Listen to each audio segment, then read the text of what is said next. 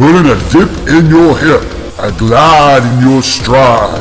Welcome to the mothership, the home of the travelers of the universe, with shows throughout the week. Everything you want, everything you could need. From the paranormal to the supernatural, from the spiritual to the unknown, from emotions to comedy. You can find us at Facebook, Twitch, YouTube, TikTok, Instagram, and so much more. This is R.I.F.T Nation Network, the RNN. And now, your featured show. Shall we begin?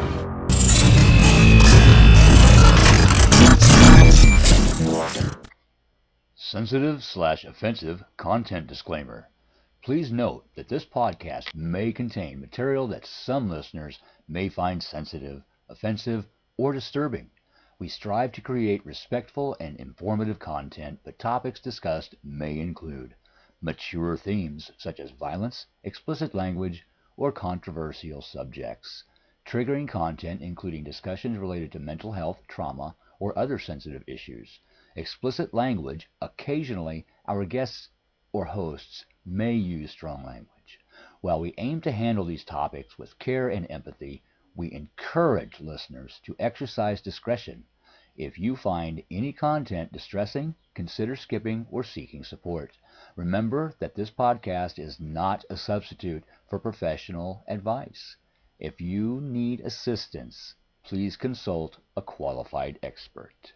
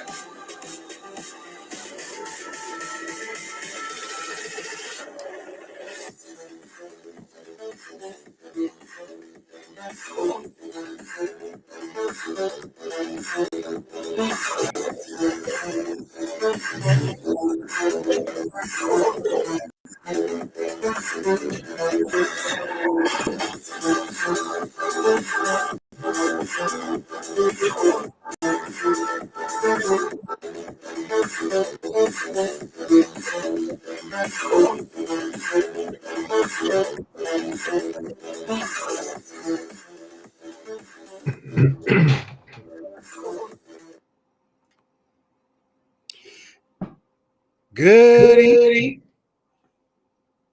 Hello. How's everybody doing? How you doing, brother? I'm good. Can you hear me okay? I can hear you good. I'm not gonna lie to you. I may have some signal issues. Round about 9 o'clock, for some reason, out here, I start to lose signal for a little bit. It happened last night on the show. It'll come and go. So hopefully I can keep a good signal where I'm at. Hello, travelers.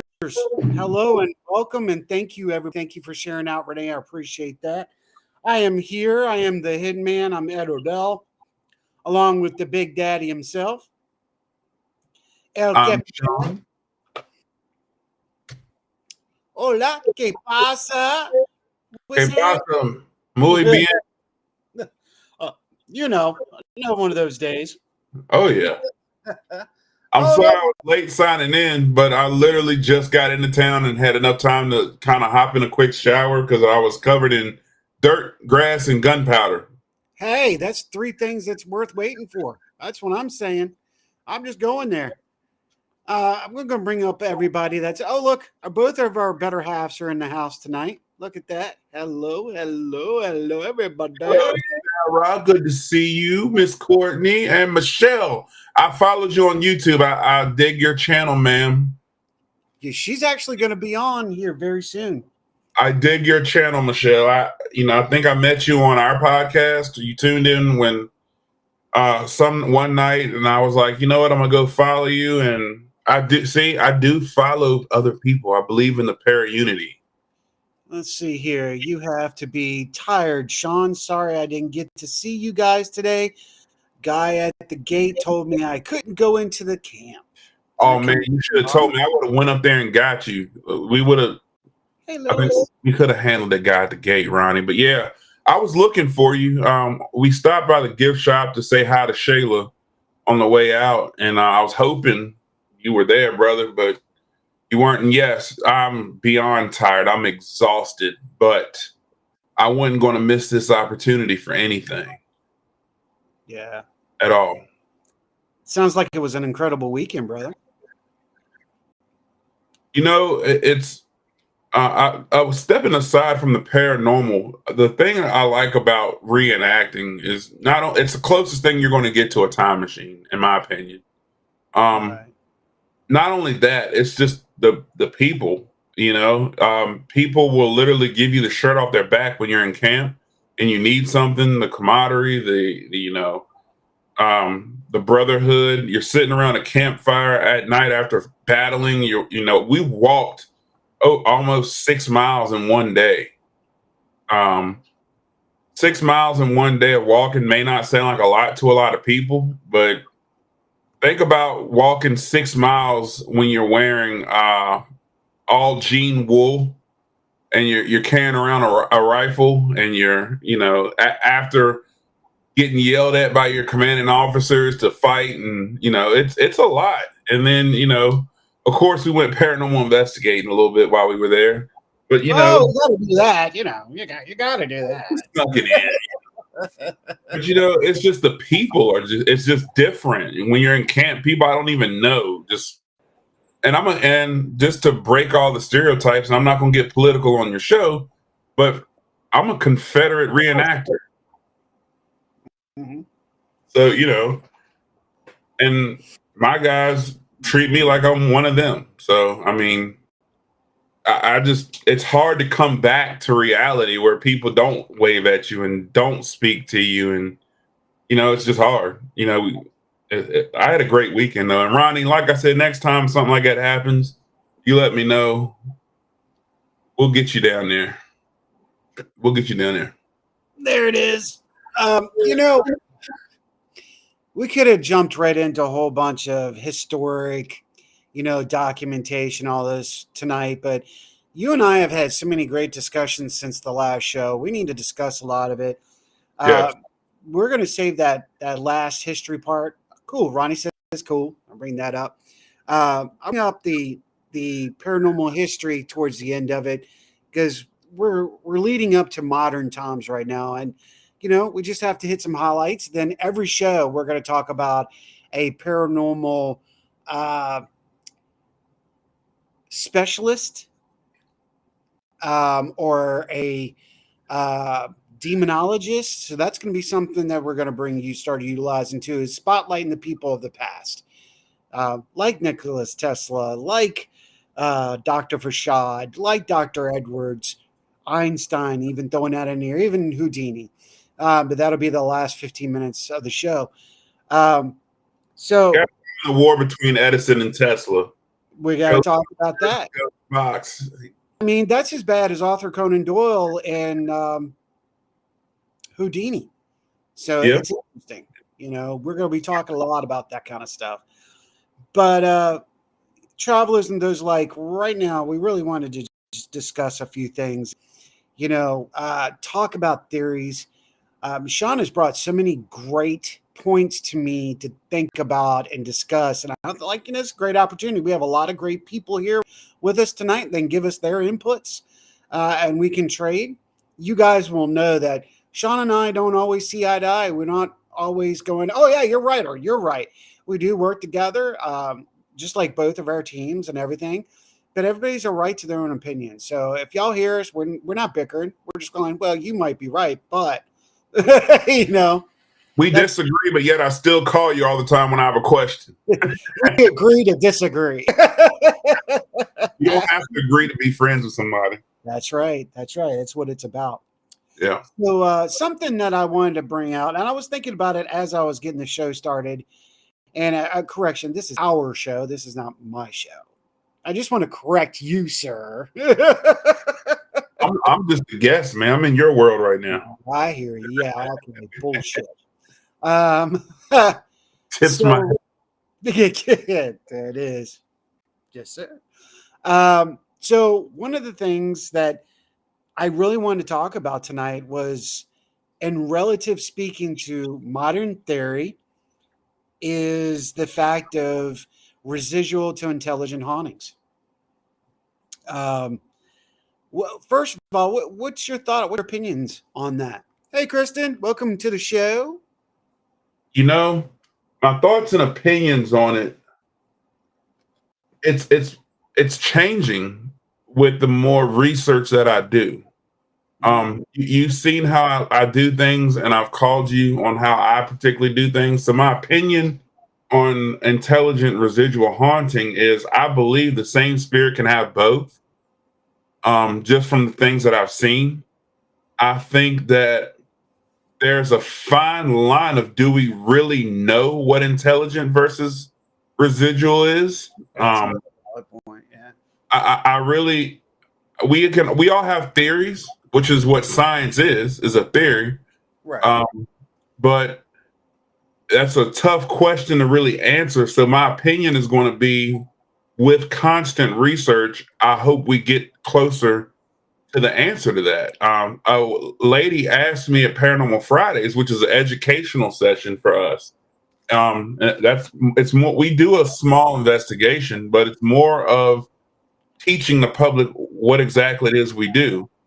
And she asked me a great question. She said, "What exactly are spirits made up of?" Like, she was a chemist. That was her career, and she was fascinated, excuse me, by the scientific side of things.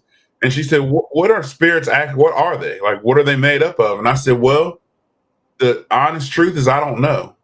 We have several theories. We've got several evidence that proves certain things, but really, does our evidence prove anything? We really don't know." I said, "But we research constantly and try to get closer to an opinion that we can all agree on." Right. Right. So I know that doesn't really answer the question and doesn't answer it well, but some people will give you a full answer, residual versus intelligent. But the question is, do we really know? Because I've seen the same spirit. If it was to me, if it was intelligent, if you were dealing with an intelligent spirit, then it would communicate pretty much whenever you're around, or whenever it's around.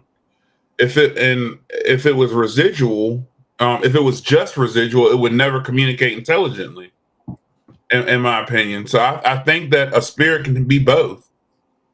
I don't think it's one way or the other. That's just my opinion, though. No, I get you. No, because that's why I wanted to talk about it tonight. I'd throw it out, let everybody, think about this. Because I'm going now, getting deeper into my research and into the thought process, of course, using science, if you will, into the spirituality. I'm looking at how is the difference between the two. I know this far that residual energy is an imprint, or a point in time. It also could be a cut in the time continuum. This is a good possibility, that you're just seeing a action in the past through a time split. Okay, this is actually really well documented in Gettysburg, Pennsylvania.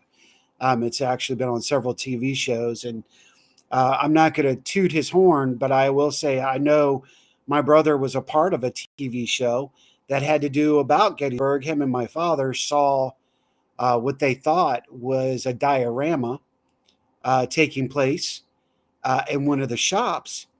And as we came back through town, this was back in the 80s, as we came back through town, we saw nothing but a brick wall. And Dad and Robert were like, "I know we saw this. We saw this, right? We saw this." And my dad's like, "We did this." And my dad's my primary backbone when it comes to these things.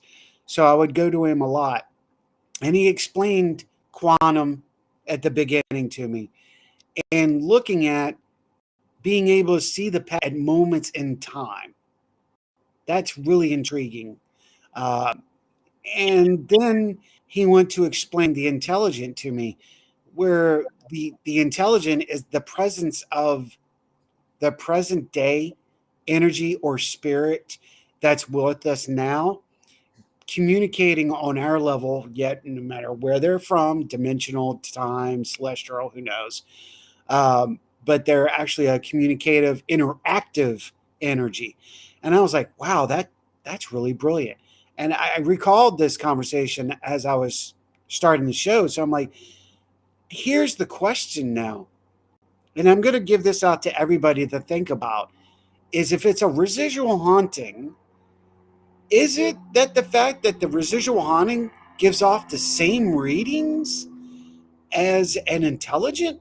I mean, does it affect any type of equipment, yet it be, oh, okay, the classicals? Can it affect the compass? Can a residual affect a K2 or EMF reader? Can it actually represent on even on sensors, motion sensors, because it's still a form of energy. Where we're intelligent, we're understanding that this is a free flowing energy that's moving at the same time we are.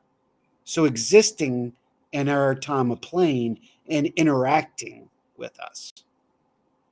What's your thought? So if you're capturing, let's say we're talking about residual right now.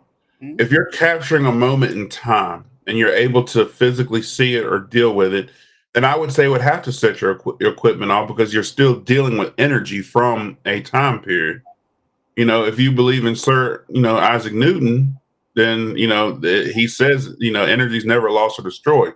So if you're dealing with a time from, I don't know, we'll talk about Gettysburg, for example. There have been thousands of reports of seeing soldiers, Mhm. thousands of reports of hearing random cannon fire, hearing musket fire.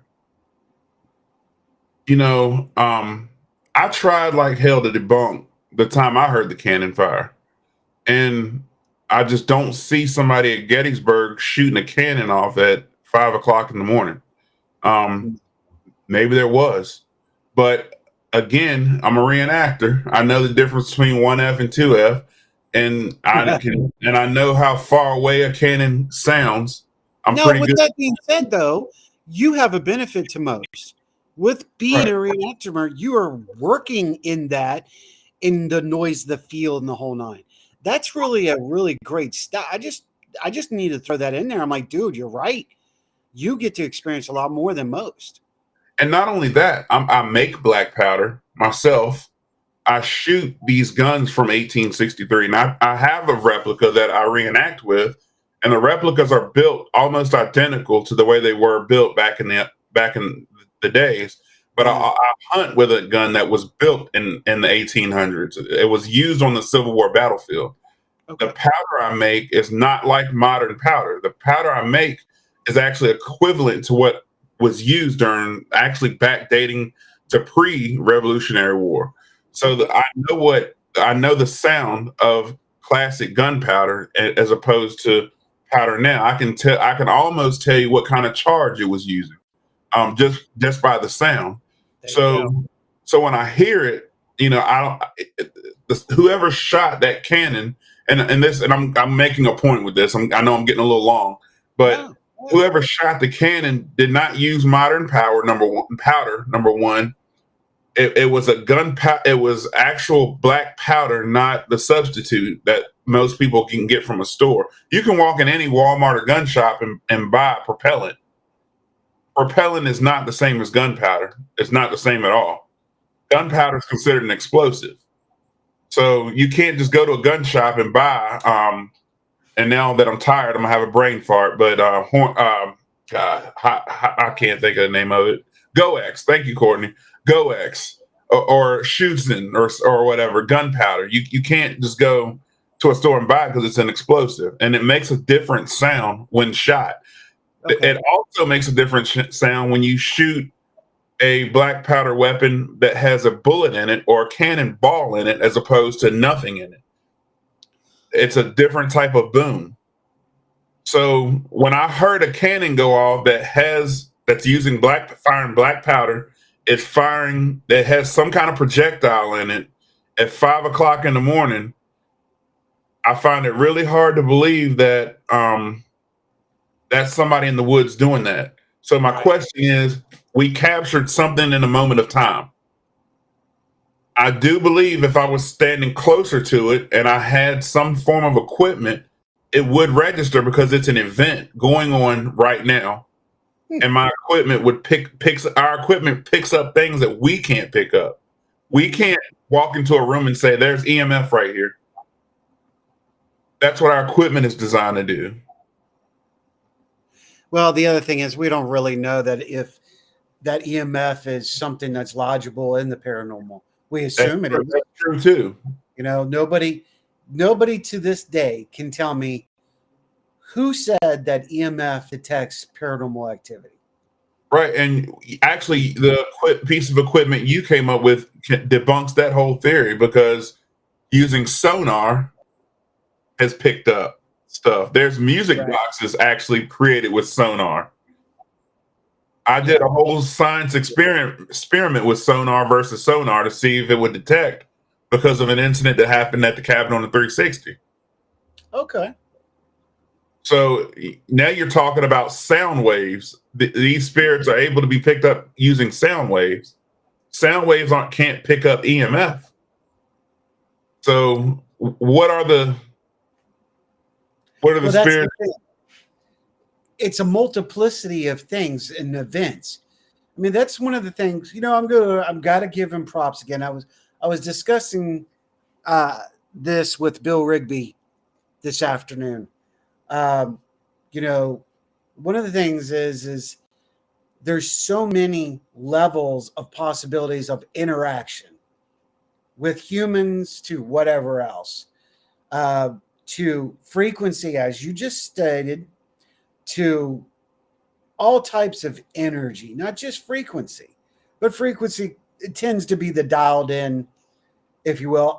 I'm playing with ohms now. I think that might be one of the missing keys. That's my next project.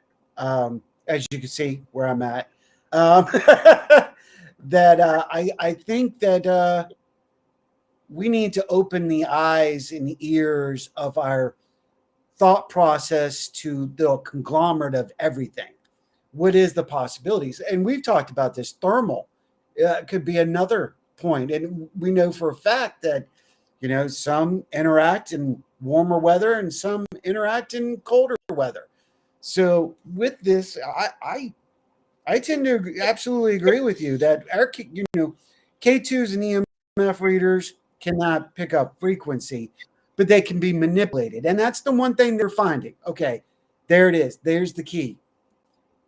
Any and all of our quote unquote tools of the field, all of it seemed to be at some point manipulated. I will give it that. Yeah. That's not saying that there's activity. That's just saying something is manipulating it. When we're in the field, we also have to remember when we're out there that just because the K2 or the EMF reader goes off, or some even you and Rhonda's best friend, the dead bell, goes off, that it very well could be possible that it's a static cloud. Absolutely. You know. But when it comes to the dead bell, we'll talk about the dead bell for a second. And everything you're saying, I agree with to an extent. Yeah. I never claim an EMF. I've never claimed a K2 being paranormal activity. And just for the simple fact, we have electricity in our body. You know, if I walk long enough, I generate static electricity. Even if I, you know, so, you know, I never claimed a K2, especially if you're holding it. It's cool to see them spike. It's cool. I like to see them manipulated on command when I use them or have used them. And I use them when I'm ghost hunting, so to speak, because I do believe when you're a paranormal investigator, you have to have some sense of ghost hunting with you.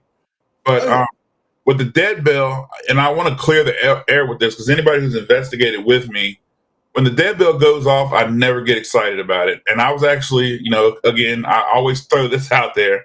I was actually accused of faking evidence with the dead bell before because I wasn't excited about it.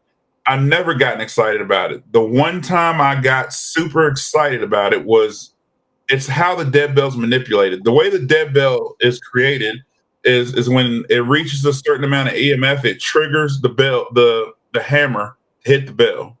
It's all electrical. So the dead bell will periodically generate enough energy on its own to hit the bell. It'll ring periodically. It doesn't take manipulation to do it.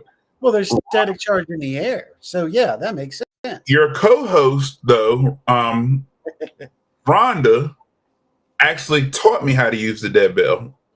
And the way I use the dead bell is we want to hear it. Hey, how you doing? We want to hear it being manipulated multiple times on command. So we want to hear it ring 3 times in a row.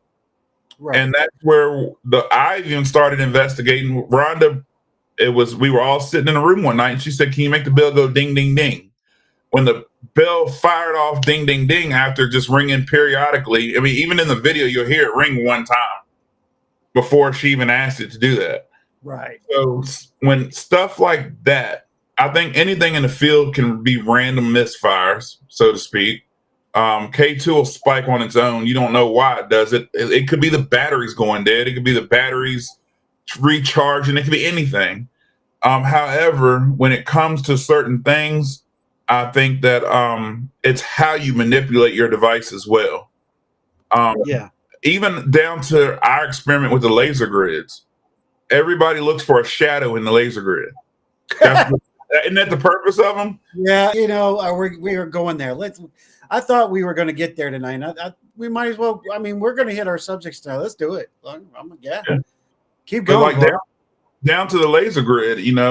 I've always thought the laser grid was used to pick up shadows or pick up people walking through it or like a break in the laser grid. And we come to find out that the spirits are teaching us how to use the laser grid. When our equipment is being manipulated in ways that it's not supposed to, then that's when I think there's another thing we need to be looking at when we're investigating. And you know what? With bringing that up, and since we're talking about the laser grid, I need to emphasize what he said. The laser grid was primarily designed to look for manipulations and deception of shapes, colors, and images all across a room. Of course, we all know that they come in primary 2 colors. I know there is a blue now, but primary red and green. And we both have talked about this. I think there is something about the color and places that the entities will actually either interact more with or a lot less. So, I wanted to bring that up because not only did we use a laser grid, but come on, a couple weekends ago, we used the laser tripwire. And, if y'all, okay, I want to explain that to you real quick. One of our goals here is to teach you guys and not just about equipment, but how to make your own, how to DIY efficiently and cost efficiently. Okay? I like the cost efficiently part. Like that, right? So I'm about wanting to advance the field. I'm not holding my shit back anymore. But the people who have the time to make it for me that I don't, incredible people. That goes out to our sponsor, Boo's Paranormal. Best price, best equipment for the right person. Right there. I took and ordered from Amazon a spy gear piece of equipment. Kid's toy. Now, I'd used this 12 years ago by itself. It's a standard IR light or red that connects to a receiver. This has only got maybe a 24-inch range. Well, I took that idea this time and I was like, I'm going to play with it. I brought it here into the shop. I took the projectors and I tore them out. I went to Dollar Tree, got me 2 of the animal lasers, the toys, get them for $1.25. I gutted the projector, put the laser in, tested it on 3 different occasions to make sure the receiver could handle the laser, that it didn't fry the optics. Success. Absolute success. So I went from 24 inches to 14 feet. And now my next test that will be taking place in here is to be able to use mirrors to bounce this laser all around the room to the receiver. That's my next goal. But, hey, what's going on? Good to see you. Been a long time. Sean, why don't you tell me what happened at the chapel? So, I'm going to hang on. The color of the laser was red. Okay. We've experimented with red lasers before. I have. When you set your lasers up, they, after about 5 or 10 minutes, I'm bad with judging time, the laser started tripping. And when the laser is tripped, the alarm is set off. It has like a loud ringing that goes off. Yeah. What I noticed, though, I did take note, is prior to that, you were showing us how it worked. Correct. By walking through it. Correct. And then Courtney, I think, stepped into it a couple times. And then all of a sudden, we start asking questions. We start asking questions. We start investigating, so to speak. And the laser gets tripped multiple times with nobody moving. Everyone's, I think we were sitting down and you were standing at least 6 feet away from it. Correct. And it wasn't even on the same floor as you. You have to step up to get to where the podium is. Correct. Laser starts going off. About 10 minutes later, laser starts dying. Laser gets weak, then laser goes out. Now, I've had my lasers, the cat toys and stuff like that, and they'll last for years before the battery dies in them. I don't know why the battery died that quick, but we've experimented with a red laser before. There it is. And it instantly, it'll die within maybe 10 minutes. The same exact thing. You fully charged your red light laser, your grid. Yep. Using my little power inverter. Correct. We took it down to the museum, and that died within about 10 to 15 minutes. Same thing happened. I haven't gotten to the green yet, but both times, both red lasers die and don't come back on. That's right. Well, they do come back on at some point, but I'll save that part. Yeah. Yeah. But the green laser, that died too in the chapel, or did it die in the museum? I think it died in the museum. No, you charged it in the chapel and used it in the museum. Correct. It died it died.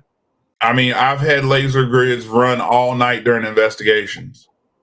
I watched you charge it, and we get to the chapel, and we thought it was just dimming, but it was cut completely off, like it was dead.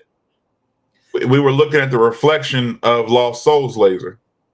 Correct. And I want to make sure people understand.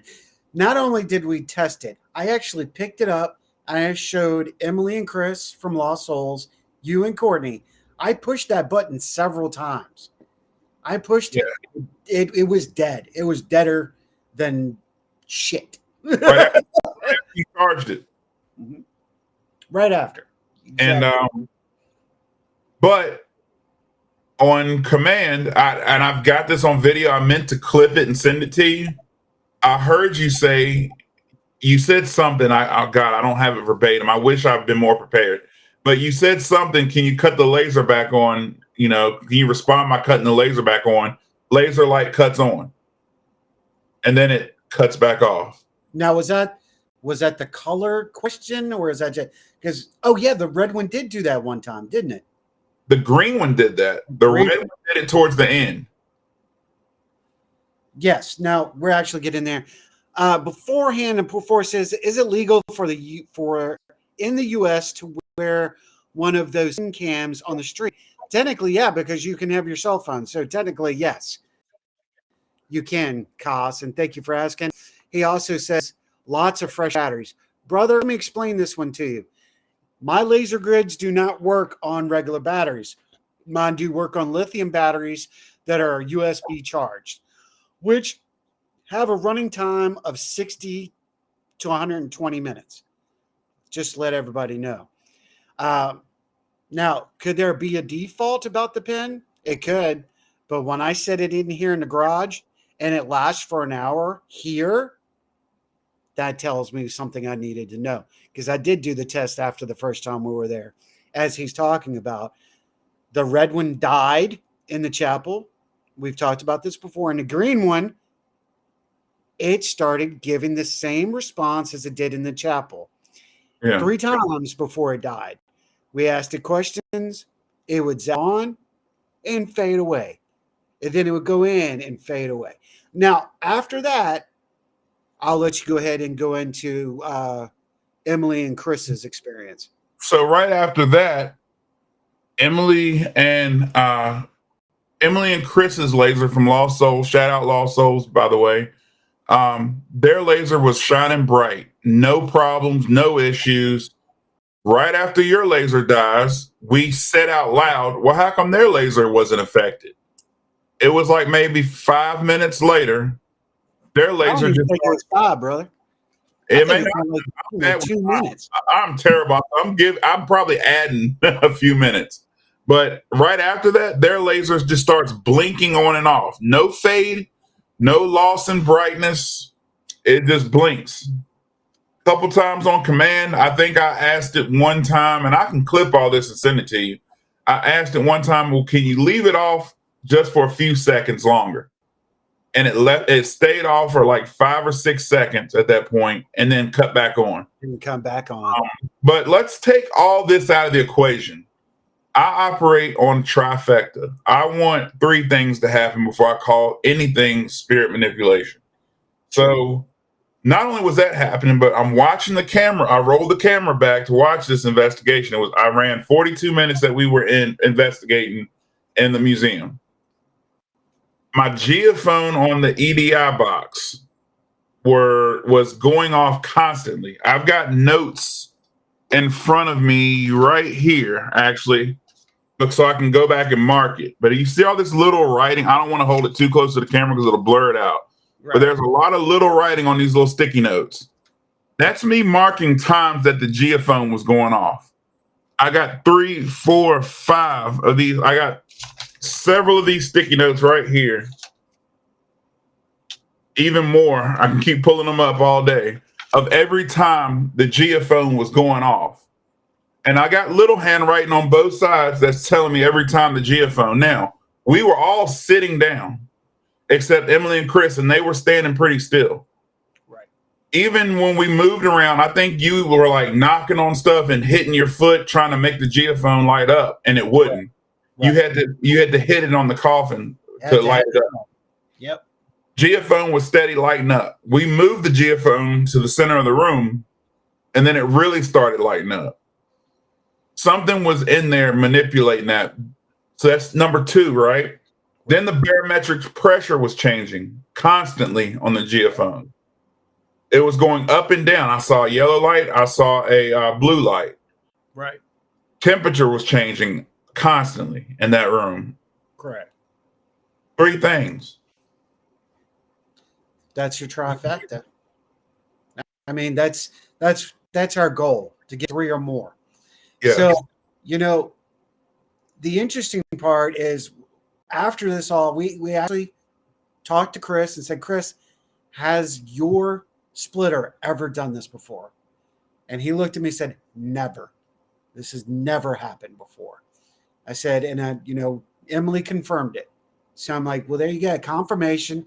A piece of equipment that's doing something it's not supposed to. Okay, we're going with that. We know by experience prior to that they manipulated the laser grid in the chapel by communication. We actually had some in the chapel that night, if you remember. Yeah.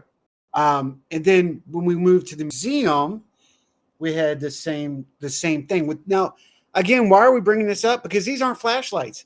This is a lithium-powered laser grid that's being manipulated. 2 of them, and I'm not sure. I think he had a grid box.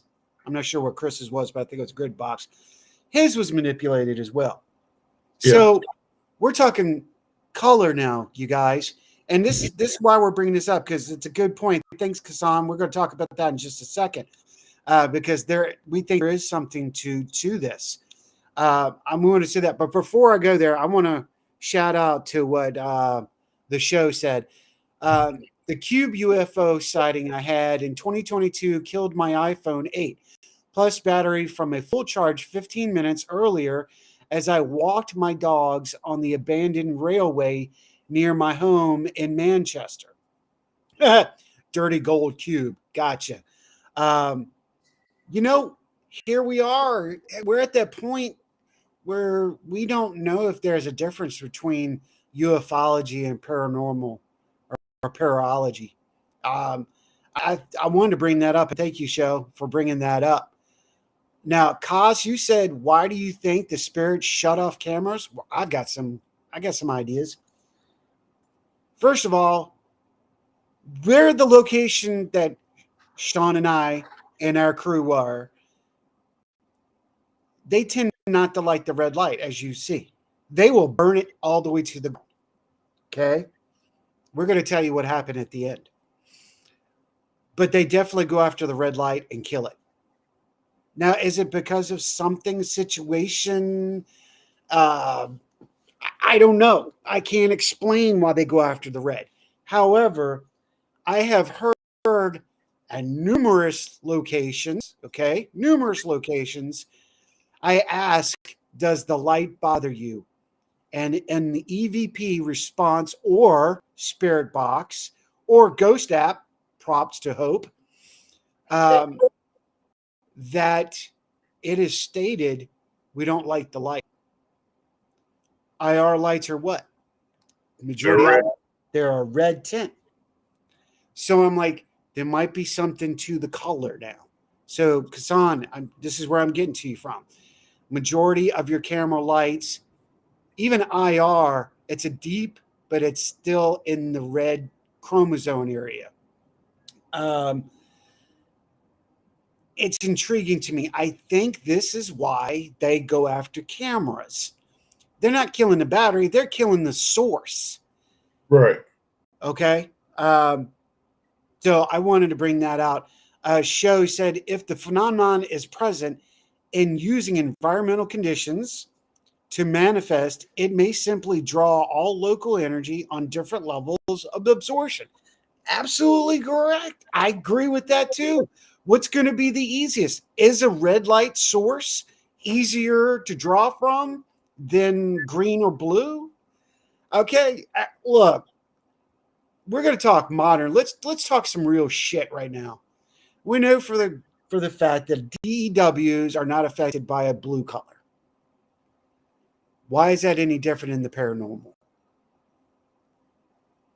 What is it about a DEW that is the color blue is not affected and everything else is on the spectrum? Well, what about the paranormal? Here we go. We've just added more questions. Is there a light source that they are affected by or are attracted to that they want to kill? All right. Now, with that being said, let me go in here. He also states, Powell, they don't shut off old manual cameras, do they? here's the problem. We don't have documentation. Dun, dun, dun, dun. We don't have documentation of that. We have people talking about it, but we don't have documentation that they did not show cameras down. ASSAP, if you wish to go to that site, that is the oldest organized society in the world, paranormal society. And they do have documentation of their cameras shutting down. Yes, they do. So just so you know, there is documentation of that. So it is interesting on how this all plays out, but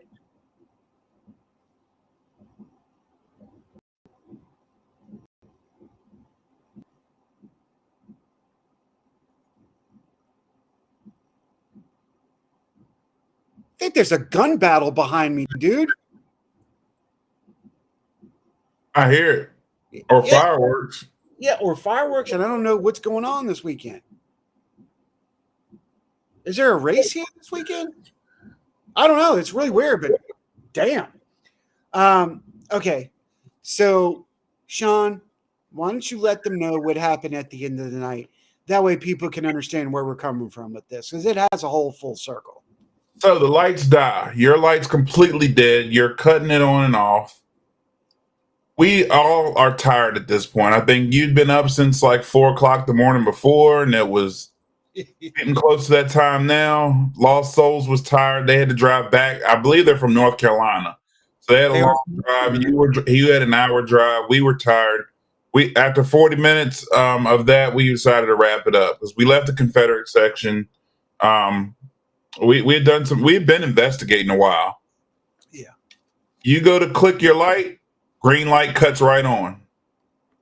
And not just on. It came in bright.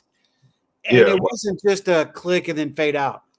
That son of a biscuit eater stayed on. I held it to see if it would die. It stayed on. Like nothing was wrong with it. And then I looked at you and said, did I cut you off because you're frozen? Did I cut you off? No, I should be good. Am I? So then hear me now? Yeah, I hear you. So I looked at you and said, if you cut that red light on and it comes on, I'm done. So we all kind of paused and looked at the red light. You pick it up and boom, red light, bright, just as bright as the green one. Pow! And I'm like, pow! I said it. I'm done. Let's get this stuff and get out of here. Not because I'm scared. No. But I got the raw evidence that I wanted at that point. You know, I didn't do a whole lot of investigating. I didn't have a lot of my equipment up. I bring other teams into this place to confirm my suspicion. If I can get evidence there and another team can get evidence there and another team can get evidence there, then, you know, all of us aren't crazy at this point. We also have to mention, because I want to make sure he gets props, Jay was with us. Shout out Jay Brooks. He will bury you and bury you. Right. So he witnessed a lot of this. And this is the proprietor of the property. And he witnessed it firsthand. So this is an amazing time that took place. Now, leads me to the show. How do the colors relate to the periodic table? Certain elements are only visible on certain spectrums. Brav the fudge o. Correct. Where? How? That these are what we're going to be looking at. This is what I'm going to be pulling out in here. Where is why? I want to go back to a question that was earlier of how do we know that it's a specter, you know, or a ghost? All right. Are they affected? Da, da, da. One thing we have to remember is Einstein. And I said this earlier on the Orion effect. So many people were taught one thing and they forgot it. So many people. Atoms. Einstein, in his first book, explained how an atom is not a solid item. It's not solid. It's actually a gaseous liquid form. That's leading me to the opportunity to research ectoplasm and to research full body apparition. How? How can they move through walls? How can they do this? If the specter is on the present level, it's cell manipulation. That's it. They're manipulating. That's how they can manipulate batteries. That's how they can move stuff. You know, I had a hard time for the longest time to understand the word poltergeist, because I was understanding that the word poltergeist meant ghost in German. I was wrong, and I stand corrected. It is that which can move and manipulate objects. Now it makes more sense to me, because Gosses, comparatively to poltergeist, got it. So this is telling me they have the ability to manipulate not just solid matter, but manipulate atoms. Get it? You be a proton, electron, or proton, electron. Damn it, I'm missing. What the hell am I? Help me, man. Proton, electron. Yeah, okay, there we go. So they have the ability to manipulate molecules in general. So that's just that much more intriguing. How can we apply the theory of atoms to our physical world?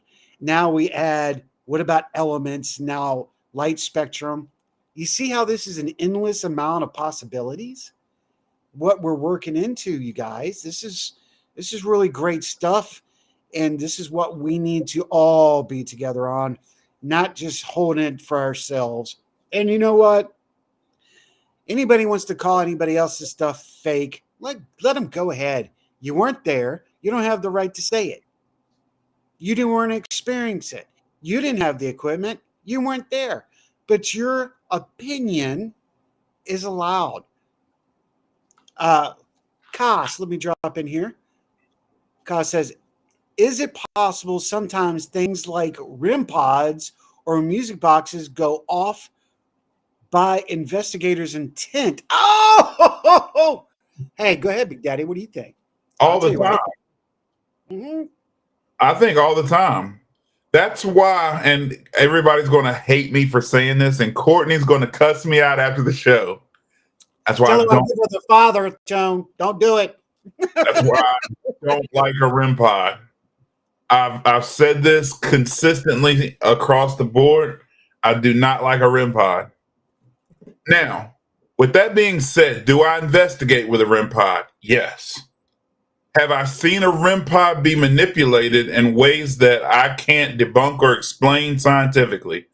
Absolutely. I can give you an example right now of one that I even asked you about, I believe, and neither one of us could figure out how that happened. I might have sent you the video. Courtney was investigating at the fairy plantation. She does the knock on the wall. If there's anybody in here, can you complete this sequence? She's knocking on the wall. The REM pod does the exact same sequence as the knock. Doot, doot, doot, doot, doot, doot. You see the light go off and you hear the beeps. And it's sitting 5 feet away from her. Yep. So have I seen REM pods do some weird things that I can't explain? Absolutely. The reason why I don't like them is they're too easily manipulated by false responses. It could be anything that sets them. Anytime you can show me a radio button setting a REM pod off lets me know that there is a lot of things. That's one reason why I sent you the picture of the RF detector that I have. Yeah. Because if a REM pod goes off, I'm looking at that RF detector to see what made that REM pod go off. Agreed. So again, it's too easily manipulated. Also, we were in the Columbarium, which we need to go to next time you come, as well as the train. I know we got to do the train station. I know we got to do it. But the Columbarium, and we were all sitting in there with the staff, actually, the staff of the cemetery, and they asked me, they said, Sean, could this equipment be manipulated by our energy? Could our thoughts and our energy make this equipment go off? And I was kind of stumped when she said that, because I'm like, I never thought of this. When we're investigating, could our own energy and our own intentions make this happen? I didn't have an answer for it. You said the magic word, intent. Right. I said, that's a heavy possibility that some of this equipment can be manipulated that way. Another reason why I'm not a fan of the REM pod. Now, I'm not telling everybody not to use one. I'll never tell you what to use and what not to use. I'm just giving you my personal opinion on them. Right. You know what? I'm going to back you up because, we can look at all the odds, the weirds, the things and say, can we manipulate equipment? Yeah. And I'll give you one culture that can do it. I will say it right now. Yes, scientifically proven we can. And the one culture that can prove it is Shaolin monks. Yeah, I agree with that. They have the ability to pass kinetic energy. We know this for a fact. They have superhuman. I would like to use the word subhuman because the abilities are taught and strengthened through knowledge and wisdom of the past to the present. So, pal, there's others that can do it too. It's not just, I'm just using that culture, that divine. Wow, I just did it. Factor. But there's people that are definitely have the ability of telekinesis and telepathy, without a shadow of a doubt. So if you have telekinesis, you can manipulate equipment, you can manipulate the battery, you can manipulate any of it to make it a false positive. Oh no, did I say it? Did I say it? False positive. I did. There's out here, they're tricking people today saying, oh, we got activity, blah, blah, blah. They know that they can manipulate to a point energy. So it's intriguing to me. So to answer that, yeah, I agree. I like this show said the random number generator are known to be affected by mass events. Exactly. Thank you. That's a good point. Yeah. You know what, guys and gals, we wish we could make this show longer, and we'll see how it tests out. We didn't get to Dr. Ryan. We will next month. We'll get in depth on individuals, but what is this show called? G3. Why? Ghost, gadgets, and gossip. So we hit on all three of it tonight. We just didn't get to the historic part, and it's not always going to happen. But tonight we talked about and discussed with you guys exactly what we felt. And this show will go in that direction every time. What do we feel we need to talk to you about and allow you to talk to us? Costs.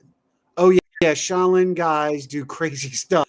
I've seen they revive dying monks by the life force of a cow. Obviously, the cow died intentionally. Well, I hated that video. However, hey, Danielle, it is very true. Very true. And thank you, Show, for showing up. I appreciate you. I know Big Daddy does. Oh, yeah. Oh, yeah. Oliver, thank you so much for hanging out with us for this hour. Next month, we're trying to get back on track. We're just getting things all together now. We have a lot of investigating, the teams. Thank you. Thank you. We have our teams working. We've got a lot of projects going on. We are both in our shops building stuff and working with others. So, we appreciate y'all being able just to hang with us and discuss with us and talk with us. And that's why we wanted to do this, because knowledge is power. Absolutely. And it doesn't matter who you are, from someone we may not like, either or, to everybody that we may like.